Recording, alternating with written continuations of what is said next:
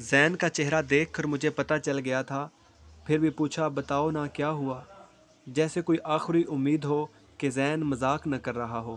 وہ بولا آپ کے ابا جان نے صاف انکار کر دیا ہے۔ وہ بولا کیوں کیا ہے یار انہوں نے ایسا؟ کیوں والدین بچوں کے احساسات نہیں سمجھتے؟ کیوں یار؟ اس نے میری طرف دیکھا تھا۔ میں نے آنسوؤں سے بھری آنکھوں سے زین کی طرف دیکھا اور اس کی آنکھیں بھی آنسوؤں سے لبالب بھری تھی۔ کتنی اذیت میں تھا وہ اس ٹائم۔ مجھے اپنی اذیت بہت کم لگی تھی اس کے سامنے، کہ مرد جب روتا ہے تو وہ اذیت کے آخری درجے پہ ہوتا ہے، اور اس کی یہ حالت دیکھ کر میں اپنا آپ بھول گئی تھی۔ کتنا خوش تھا وہ کل، اور آج؟ اب مجھے اسے حوصلہ دینا تھا۔ بولی بس ابھی سے ہمت ہار گئے ہو؟ محبت کے تو بڑے بڑے دعوے کرتے تھے، اتنی جلدی ہار مان گئے؟ وہ بولا نہیں، یہ تو پہلا زخم ہے اس لیے، لیکن تم بھول گئی ہو میں ہار ماننے والوں میں سے نہیں ہوں۔ میں خود جاؤں گا تمہارے ابو کے پاس۔ اور اگلے دن میں ابو کے پاس پہنچ چکا تھا۔ میں ڈرائنگ روم میں بیٹھا تھا جب انکل اندر داخل ہوئے۔ میں نے پہلی بار انہیں دیکھا تھا۔ بہت باروب شخصیت تھی ان کی، اونچا قد، گھنی مونچھیں، خوبصورت سفید لباس، سر پہ پگڑی۔ وہ واقعہ میں گاؤں کے چودھری لگ رہے تھے۔ ہاں بیٹا جی، کون ہو تم اور کیسے آنا ہوا؟ انہوں نے چائے پانی کے بعد پہلا سوال پوچھا۔ جی میرا نام زین ہے اور میں لاہور میں فلاں یونیورسٹی میں پڑھتا ہوں۔ یونیورسٹی کا نام سن کر وہ تھوڑے اور سنجیدہ ہو گئے۔ میں نے ان کی طرف دیکھا۔ وہ بولے ہاں ہاں بولتے رہو۔ ان کے اس انداز سے ڈر گیا تھا، مگر ادھر زندگی کا مسئلہ تھا۔ ادھر زندگی کا مسئلہ تھا، بات تو کرنی تھی۔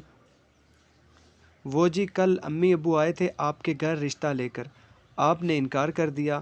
کیا میں وجہ جان سکتا ہوں انکل جی؟ وجہ میں نے بتائی تھی تمہارے امی ابو کو، انہوں نے نہیں بتایا تمہیں؟ جی بتایا تھا، مگر مجھے یقین نہیں آیا کہ آج کے اس دور میں بھی ذات پات کی وجہ سے رشتے روکے جا سکتے ہیں۔ ہاں بیٹا، یہ گاؤں ہے، یہاں رسم و رواج آج بھی چلتے ہیں۔ انکل آپ گاؤں کے بڑے ہیں، اور بڑے تو اپنے چھوٹوں پر رحم کرتے ہیں، ان کے ساتھ انصاف کرتے ہیں، تو آپ میرے ساتھ زیادتی کیوں کر رہے ہیں؟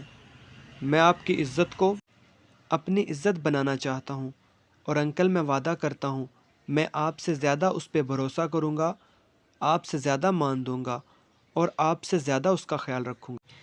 پلیز آپ میرے ماں باپ کی طرح مجھے بھی اپنے گھر سے خالی ہاتھ نہ لوٹائیے گا۔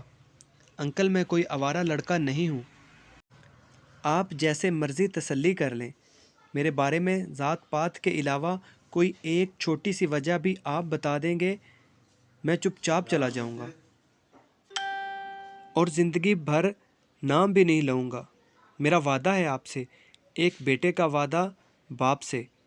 میں خاموش ہونے کے بعد ان کی طرف دیکھنے لگا۔ وہ بولے بیٹا، مجھے خوشی ہوئی تم سے مل کر۔ تم نے جو الفاظ استعمال کیے ہیں اس سے پتہ چلتا ہے تم بہت سمجھدار، بہادر اور غیرت مند نوجوان ہو۔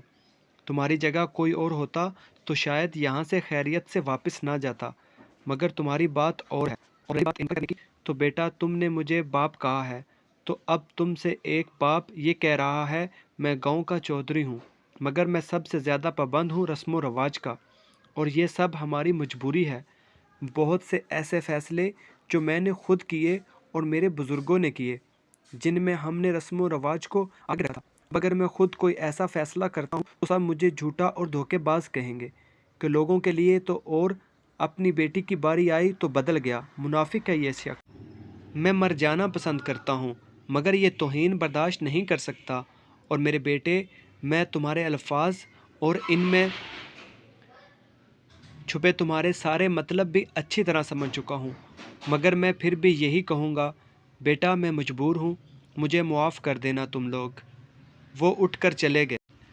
انہوں نے کتنے پیارے انداز میں انکار کیا تھا، میں کچھ بول بھی نہ سکا۔ میں نے خوبصورت الفاظ میں سوال کیا تھا، مگر بڑے بڑے ہی ہوتے ہیں۔ انہوں نے بھی کیا خوبصورت انداز میں جواب دیا تھا، مگر اس سب میں ان کا خلوص صاف ظاہر ہوتا تھا۔ میری طرح وہ بھی مخلص ہیں۔ میں چپ چاپ اٹھ کر واپس آ گیا اور اگلے دن ساری بات نمرا کو بتائی۔ وہ سن کر کافی پریشان ہوئی کیونکہ یہ آخری امید تھی ہم دونوں کی۔ دن یوں ہی گزرنے لگے۔ اب ہم ملتے تو کافی اداس رہتے۔ میں راتوں کو اٹھ اٹھ کر روتی تھی، مگر مجھے اپنے ابا جان سے کوئی گلہ نہ تھا۔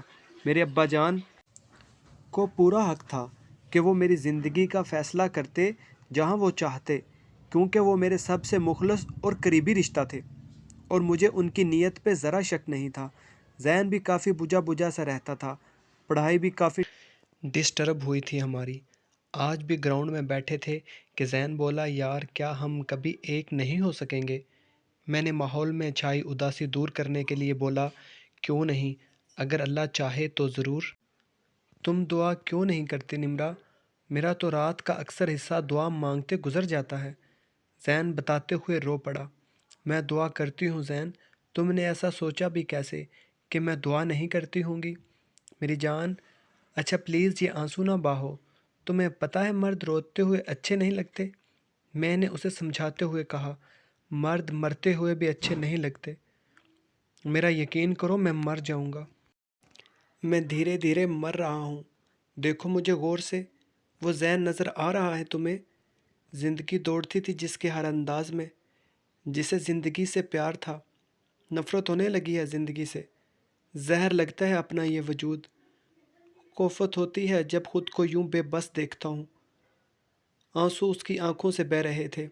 کتنی تکلیف میں تھا، مجھے اپنی تکلیف نظر آ رہی تھی، مگر آج زین کی باتیں سن کر مجھ سے برداشت نہیں ہو رہا تھا۔ دل چاہ رہا تھا کہ زین کو گلے لگ کر اتنا روؤں کہ میرے آنسو زین کے سارے درد بہا کر لے جائیں اور دور کسی بڑے سمندر میں پھینکائیں۔ میرے زین کے سارے درد، مجھ سے محبت کر کے کیا ملا اس کو سوائے بے انتہا تکلیف کے؟ کسی نے سچ کہا تھا، دنیا کی سب سے تکلیف دہ چیز بے بسی ہے، جب ہم سب کچھ چاہ کر بھی کچھ نہیں کر پاتے۔ کتنی تکلیف دہ ہوتی ہے یہ محبت بھی، کم بخت مرنے بھی نہیں دیتی، جینے بھی نہیں دیتی۔ یونیورسٹی سے واپسی پر میرا موڈ کافی خراب تھا۔ رات بھر زین کو روتی اور درد بھری آنکھیں بار بار میرے سامنے آ جاتی۔ اس کے الفاظ پگھلا ہوا سیسا بن کر میرے کانوں کو لہو لہان کر رہے تھے۔ میں مر جاؤں گا نمرا، میرا یقین کرو، میں مر جاؤں گا نمرا، میرا یقین کرو۔ یہ فکرہ بار بار میری سماعتوں سے ٹکرا رہا تھا۔ ساری رات گزر گئی۔ رات کو کچھ لمحوں کے لیے آنکھ کھل گئی تو پھر ذہن سامنے آ گیا۔ میں مر جاؤں گا نمرا، میرا یقین کرو۔ کتنا بے بس لگ رہا تھا۔ صبح بغیر ناشتے کے میں یونیورسٹی پہنچی۔ ذہن بھی آیا ہوا تھا۔ جب کلاس میں دل نہ لگا تو باہر آ گئی اور گراؤنڈ میں ایک الگ تھلگ جگہ پر بیٹھ گئی۔ دل بہت بیزار تھا، طبیعت بھی کافی خراب لگ رہی تھی۔ 2-3 دن سے ڈھنگ سے کچھ کھایا پیا بھی نہیں تھا۔ اتنی دیر میں ذہن بھی آ گیا۔ بہت مشکل سے خود کو خوش دکھاتے ہوئے بولا، ارے تم یہاں بیٹھی ہو، کلاس کیوں نہیں لی؟ پتہ ہے کتنا ضروری ٹاپک تھا۔ تم سے ضروری کچھ نہیں ہے ذہن، جب تم نہ ملے تو کچھ نہیں چاہیے مجھے۔ اچھا اداس مت ہو، یہ کیا حال بنا لیا تم نے اپنا؟ وہ مجھے بغیر دیکھتے ہوئے بولا۔ چھوڑو یہ سب، میں نے اس کی بات اگنور کرتے ہوئے کہا، چلو بھاگ چلتے ہیں، آگ لگے اس دنیا کو، اس رسم و رواج کو۔ کیا کہا تم نے؟ ذہن نے یقین نہ کرتے ہوئے دوبارہ پوچھا۔